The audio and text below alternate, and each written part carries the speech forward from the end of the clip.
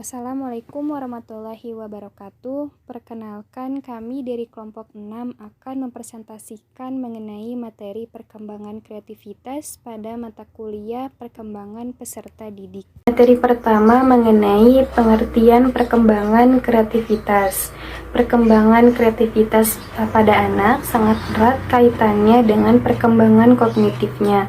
Karena kreativitas merupakan perwujudan dari perkembangan otak dan juga merupakan suatu potensi yang dibawa sejak ia lahir.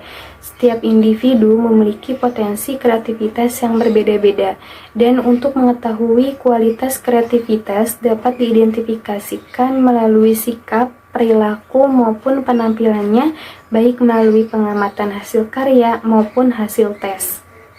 Dari selanjutnya yaitu mengenai tahap-tahap perkembangan kreativitas peserta didik. Perkembangan kreativitas merupakan perkembangan proses kognitif, maka kreativitas dapat ditinjau melalui proses perkembangan kognitif Jean Piaget yang menurutnya memiliki 4 tahap perkembangan.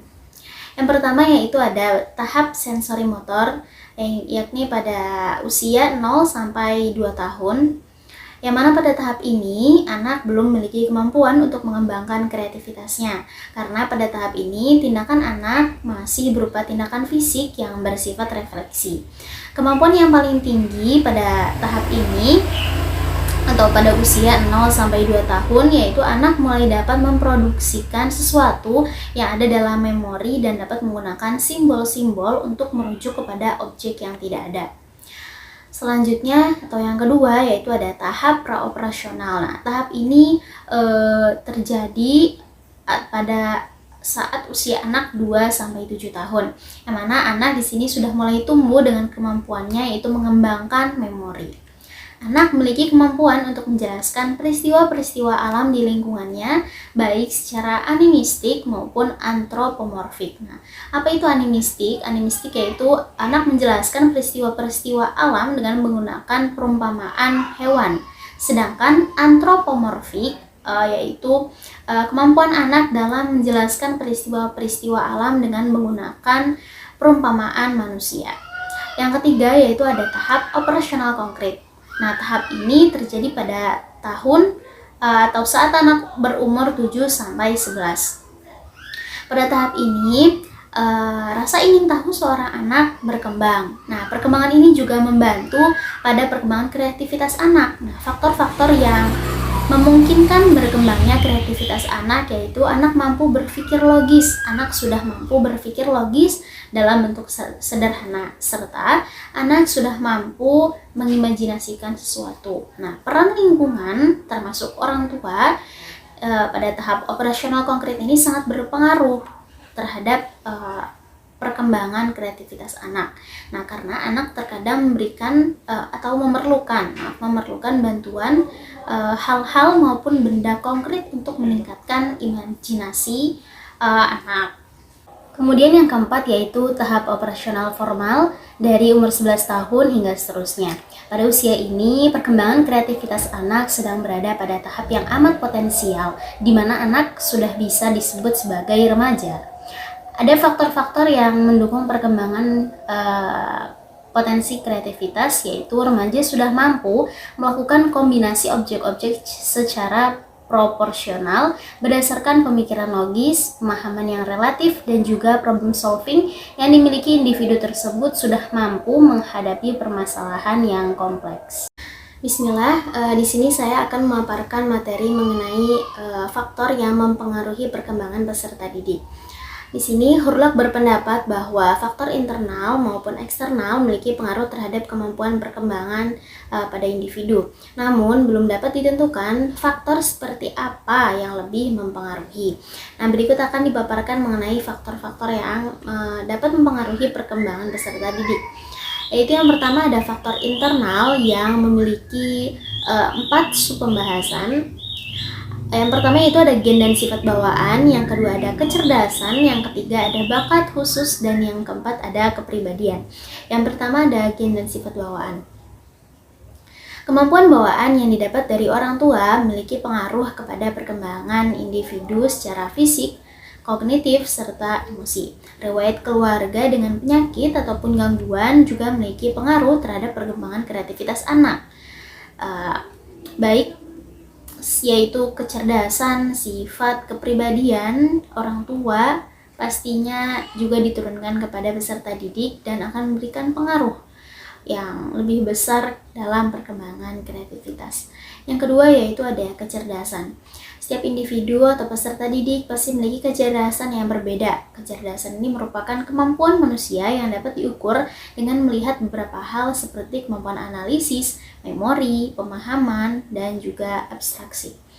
Yang ketiga yaitu ada bakat khusus. Setiap individu terlahir dengan bakat tertentu, baik yang langsung dapat diketahui ataupun yang masih terpendam. Nah, maka bakat di sini tidak hanya berkaitan dengan kemampuan akademik ataupun intelijensi, tapi juga kemampuan lain berkaitan dengan kreativitas ataupun olah tubuh. Jika terus diasah ataupun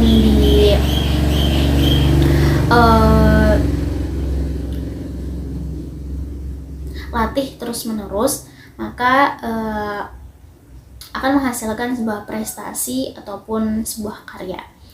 Yang terakhir atau yang keempat yaitu ada kepribadian. Nah, kepribadian di sini adalah termasuk organisasi yang dinamis antara aspek fisiologis, kognitif, serta afektif yang mempengaruhi perilaku individu dalam beradaptasi selama hidupnya. Setiap individu sudah memiliki kepribadian yang berasal dari faktor genetis yang berpengaruh terhadap bagaimana si anak ini atau peserta didik merespon lingkungannya, termasuk mengatasi permasalahan yang mungkin ia hadapi. Kemudian selanjutnya ada faktor eksternal. Nah, faktor eksternal ini dibagi menjadi 3 sub pembahasan. Yang pertama yaitu ada kesehatan dan nutrisi, yang kedua ada peran keluarga, dan yang ketiga ada lingkungan sosial. Yang pertama yaitu kesehatan dan nutrisi. Kondisi fisik ini sangat mempengaruhi kemampuan peserta didik dalam melakukan proses belajar ataupun proses perkembangan dalam dirinya. Peserta didik yang sehat dapat menjalankan perkembangannya dengan optimal.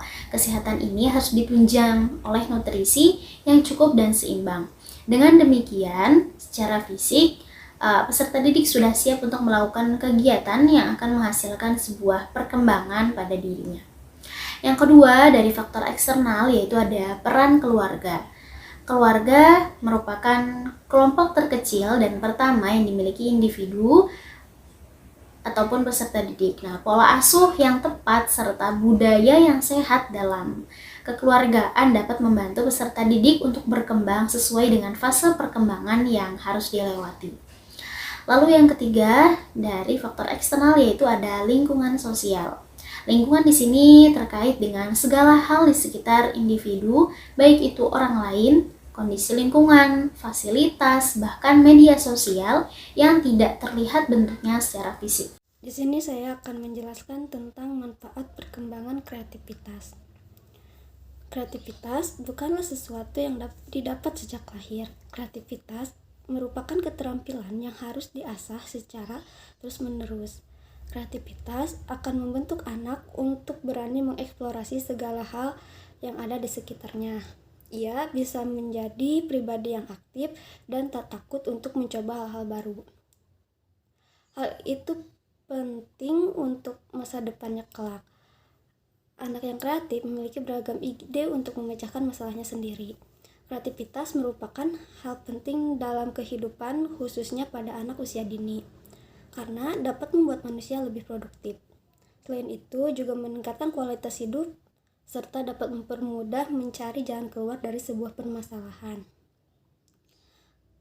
Pengembangan kreativitas sangat penting dikembangkan sejak usia dini karena kreativitas sangat berpengaruh sekali dalam perkembangan aspek-aspek perkembangan anak usia dini. Apabila kreativitas anak tidak dikembangkan sejak dini, maka kemampuan kecerdasan dan kelancaran dalam berpikir anak tidak berkembang karena untuk menciptakan suatu produk dan bakat kreativitas yang tinggi diperlukan kecerdasan yang cukup tinggi pula. Misalnya, ketika anak diminta untuk membuat sesuatu dari bentuk persegi, kalau anak membuat persegi itu menjadi rumah, buku, kotak obat, atau peti makanan, hal ini menunjukkan kelancaran anak mengungkapkan ide karena ide yang dihasilkan bervariasi. Fungsi perkembangan kreativitas anak adalah untuk mengembangkan kecerdasan dan kemampuan anak serta mengekspresikan, menghasilkan sesuatu yang baru.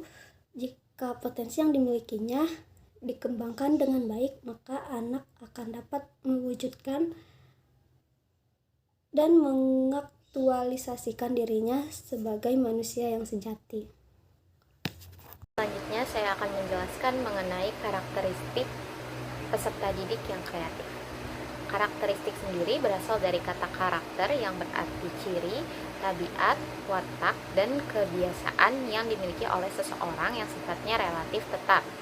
Nah, karakteristik peserta didik dapat diartikan keseluruhan pola kelakuan atau kemampuan yang dimiliki oleh peserta didik itu sendiri sebagai hasil dari pembawaan dan lingkungan sehingga menentukan aktivitasnya dalam mencapai cita-cita atau tujuannya. Karakteristik peserta didik sendiri adalah salah satu variabel dalam metode pembelajaran yang biasanya didefinisikan sebagai latar belakang pengalaman yang dimiliki oleh peserta didik, termasuk aspek-aspek lain yang ada pada diri mereka sendiri seperti kemampuan umum, ekspektasi terhadap pembelajaran, dan ciri-ciri jasmani serta emosional siswa yang memberikan dampak terhadap keefektifan dalam belajarnya. Nah, dari pengertian tersebut dapat disimpulkan bahwa pemahaman atas karakteristik peserta didik dimaksudkan untuk mengenali ciri-ciri dari setiap peserta didik yang nantinya akan menghasilkan berbagai data terkait siapa saja peserta didik dan sebagai informasi penting yang nantinya dijadikan pijakan dalam menentukan metode yang optimal untuk mencapai keberhasilan kegiatan belajar dan pembelajaran. Nah, selain itu banyak sekali ragam karakteristik dari peserta didik. Nah, pemahaman karakteristik peserta didik itu sangat menentukan hasil belajar yang akan mencapai aktivitas yang perlu dilakukan dan asesmen yang tepat bagi peserta didik. Atas dasar ini sebenarnya karakteristik peserta didik harus menjadi perhatian dan pijakan si pendidik dalam melakukan seluruh aktivitas pembelajaran. Nah, karakteristik peserta didik di sini meliputi etnik, kultural, status sosial, minat, perkembangan kognitif, kemampuan awal, gaya belajar, motivasi, perkembangan emosi, perkembangan sosial, perkembangan moral dan spiritual, juga perkembangan motorik. Yang pertama ada etnik. Nah, negara Indonesia itu merupakan negara yang sangat luas wilayahnya dan kaya akan etniknya atau kaya akan budaya dan lingkungannya. Namun berkat perkembangan alat transportasi yang semakin modern, maka seolah-olah tidak ada batasan antara daerah, suku, dan juga tidak ada kesulitan untuk menuju wilayah lain untuk bersekolah gitu ya. Sehingga dalam sekolah dan kelas-kelas tertentu terdapat multi etnik atau suku bangsa, seperti dalam satu kelas kadang terdiri dari peserta didik dari etnik Jawa, Sunda, Sumatera, Madura, dan lain-lain. Nah, implikasi dari etnik ini, pendidik dalam melakukan proses pembelajaran perlu memperhatikan jenis etnik apa saja yang terdapat di dalam kelasnya. Nah, data tentang keberagaman etnis di kelasnya ini bisa menjadi informasi yang sangat berharga bagi pendidik untuk menyelenggarakan proses belajar dan pembelajaran. Yang kedua ada kultural. Nah, meski di Indonesia ini kita sudah memiliki jargon Sumpah Pemuda yang mengakui bahwa bertumpah darah yang satu tanah air Indonesia, berbangsa yang satu bangsa Indonesia, dan menjunjung tinggi Bahasa Persatuan Bahasa Indonesia, namun peserta didik kita sebagai anggota masyarakat itu juga memiliki budaya-budaya tertentu, dan pastinya menjadi pendukung budaya tersebut juga. Nah, budaya yang ada di masyarakat kita itu kan sangat banyak, sangat beragam, seperti kesenian, kepercayaan, norma, kebiasaan, dan adat istiadatnya. Otomatis peserta didik yang kita hadapi mungkin berasal dari berbagai daerah yang tentunya memiliki budaya juga yang berbeda-beda, sehingga kelas yang kita hadapi akan menjadi kelas yang multikultural atau kelas yang beragam, bercampur-campur peserta didik dari wilayah-wilayah lain. Nah, berikutnya ada status sosial. Manusia diciptakan oleh Allah dengan diberi rezeki seperti berupa pekerjaan, kesehatan, kekayaan, kedudukan, dan penghasilan yang sangat berbeda-beda ya. Kondisi seperti ini juga melatar belakangi peserta didik yang ada pada suatu kelas atau sekolah yang akan kita ajar nanti. Nah, peserta didik pada satu kelas ini biasanya berasal dari status ekonomi yang juga berbeda-beda gitu ya. Dilihat dari latar belakang pekerjaan orang tuanya. Di kelas kita terdapat peserta didik yang mungkin orang tuanya wirausahawan gitu, pegawai negeri, pedagang, petani, atau mungkin juga menjadi buruh. Nah, dilihat dari sisi jabatan orang tua, ada juga peserta didik yang orang tuanya itu bekerja sebagai petinggi di negara atau pejabat seperti presiden, menteri, gubernur, bupati, camat, kepala desa, dan lain-lain. Nah, di samping itu ada peserta didik yang berasal dari keluarga yang ekonominya mampu, ada juga yang cukup mampu, dan ada juga peserta didik yang pastinya berasal dari keluarga yang mohon maaf kurang mampu. Nah, peserta didik dengan bervariasi ekonomi ini akan menyatu untuk saling berinteraksi dan saling melakukan proses pembelajaran di kelas. Nah, perbedaan ini harusnya tidak menjadi penghambat dalam melakukan proses belajar dan pembelajaran. Jadi mau siswa yang berasal dari keluarga mampu atau kurang mampu, semuanya dikasih ilmu yang sama, dikasih ilmu yang sebaik-baiknya tanpa terkecuali. Gitu. Selanjutnya ada minat. Nah, minat di sini dapat diartikan sebagai suatu rasa suka yang berlebih gitu ya, rasa ketertarikan pada suatu hal atau aktivitas. Atas dasar hal tersebut sebenarnya minat seseorang khususnya minat belajar peserta didik itu sangat penting, sangat berperan penting dalam proses belajar dan pembelajaran, sehingga perlu untuk terus menerus ditumbuh kembangkan sesuai dengan minat yang dimiliki oleh masing-masing peserta didik tersebut gitu. Nah, sebagaimana kita ketahui bahwa minat belajar peserta didik itu tidak semuanya sama. Ada peserta didik yang memiliki minat belajar yang tinggi, ada juga peserta didik yang memiliki minat belajar yang rendah gitu ya. Untuk mengetahui apakah peserta didik itu memiliki minat belajar yang tinggi atau tidak, itu sebenarnya dapat dilihat dari indikator minat itu sendiri. Nah, indikator minat itu sendiri meliputi perasaan senang, ketertarikan peserta didik terhadap sesuatu, terus perhatian dalam belajar, keterlibatan siswa dalam kegiatan pembelajaran, dan manfaat juga fungsi dari mata pelajaran itu sendiri gitu ya. Nah, selanjutnya anak kreatif itu memiliki beberapa karakteristik yang berbeda dengan anak yang lainnya.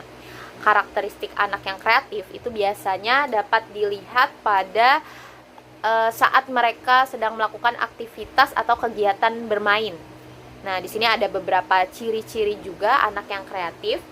Dari beberapa banyak ciri-ciri, saya akan mengambil 5 ciri anak-anak yang kreatif. Di antaranya ada mempunyai rasa ingin tahu yang besar, kaya akan inisiatif, tertarik pada kegiatan yang kreatif, kaya akan imajinasi, dan percaya diri serta mandiri. Nah, seorang anak dapat disebut kreatif jika anak tersebut mempunyai rasa ingin tahu yang besar. Contohnya ketika dia menemukan benda-benda atau alat permainan yang menarik menurutnya, anak tersebut akan terus memperhatikan, mengamati, mencium, meraba, dan bahkan anak tersebut akan memainkan alat tersebut dan membuat sesuatu alat melalui benda atau alat permainan itu sendiri gitu. Dengan rasa keingintahuannya itu, terkadang anak-anak juga tidak peduli apakah nantinya ia akan menjadi kotor, basah, panas, atau sakit sekalipun. Yang ada di pikirannya hanya ada kata, aku senang melakukannya dan aku harus bisa membuatnya. Nah, rasa ingin tahu yang besar ini selalu melekat pada diri anak-anak yang kreatif. Dengan besarnya rasa keingintahuan tersebut dapat mendorong anak tersebut mewujudkan kreativitasnya. Sebelum anak menciptakan suatu karya diawali oleh rasa keingintahuan terhadap suatu objek atau suatu media. Nah, setelah media itu dieksplorasi lebih lanjut secara berulang-ulang, baru ia bisa menciptakan karya kreatifnya sendiri melalui media-media tersebut. Materi selanjutnya yaitu upaya-upaya pendidik dalam mengembangkan kreativitas pada anak. Guru mempunyai dampak yang begitu besar, bukan hanya dalam hal prestasi pendidikan saja, tetapi juga dalam hal mengembangkan kreativitas pada anak. Cara yang paling baik dalam guru mengembangkan kreativitas pada anak yaitu dengan memberikan motivasi intrinsiknya. Motivasi intrinsik ini akan tumbuh jika guru terus memberikan dukungan kepada anak. Selain itu, guru juga harus memiliki strategi mengajar yang baik supaya dapat merangsang kreativitas pada anak di dalam kelas maupun di luar kelas. Selanjutnya, menurut David Campbell, kebiasaan guru yang baik untuk menumbuh kembangkan kreativitas pada anak yang pertama adalah bersifat membimbing, yang kedua adalah memiliki strategi mengajar yang matang, yang ketiga adalah tidak terfokus pada buku pelajaran saja, dan yang keempat adalah memberikan motivasi kepada siswa. Sekian presentasi dari kami. Wassalamualaikum warahmatullahi wabarakatuh.